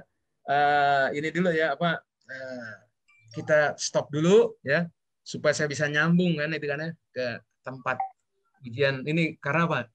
dari Padang, kesian lah mereka. Jauh, mungkin juga sinyalnya kadang-kadang kurang baik. Ya, oke. Begitu dulu mungkin sementara. Jadi udah mengerti mengenai tugas ya. Jadi tugas itu cukup formatnya begini. Ada judul, nanti di bawahnya ada tim ya. Nomor induk masa ditulis, kemudian Pak ada pendahuluan ya. Dalam pendahuluan dibuat ada permasalahan dan tujuan ya, dan pendekatan. Kemudian yang ketiga ya, yang kedua habis setelah pendahuluan kita akan membuat pembahasan ya. Nah, pembahasan itu apa? Berupa isu atau aktualita. Kemudian, ada masalahnya itu, Prof. Iya dong, karena kan itu waktu permasalahan dibuat waktu di pendahuluan. Jadi begini, pendahuluan itu ada latar belakang, gitu. Ya, ada permasalahan dan tujuan. Kan standar. Jadi Anda membuat semacam mini tesis, ya. Nah, kemudian kita membuat semacam di situ tahap berikutnya pendekatan. Jadi metodenya apa? Apakah Anda observasi atau literatur review, ya. Nah, kemudian berikutnya pembahasan, ya. Apakah merupakan isu atau aktualita. Terakhir, ya karena ini suatu studi, kita buat apa? Ya tadi mau penutup atau kesimpulan dan saran. Setelah itu apa? Karena Anda nih S2 dan S3 harus ada pustaka minimal 5, ya. 5 itu apa? Ada jurnalnya 3. 1 jurnal internasional, 2 jurnal lokal, 2 textbook. Saya kira gitu untuk latihan. Ya. Itu minimal 5 ya, saya kira. Karena kalau nggak itu kan nggak baca namanya. Cukup jelas?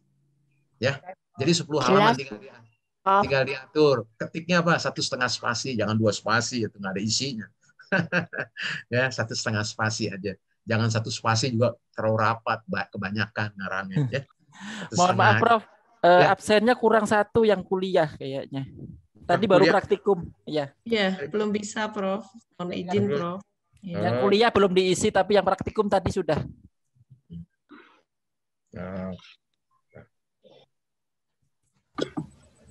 Oh, yang kuliahnya ya. Oke, mohon maaf.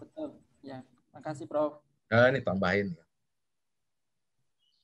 Ya, begitulah. Kan itu gunanya ada teknologi ini kan. Bisa dikoreksi.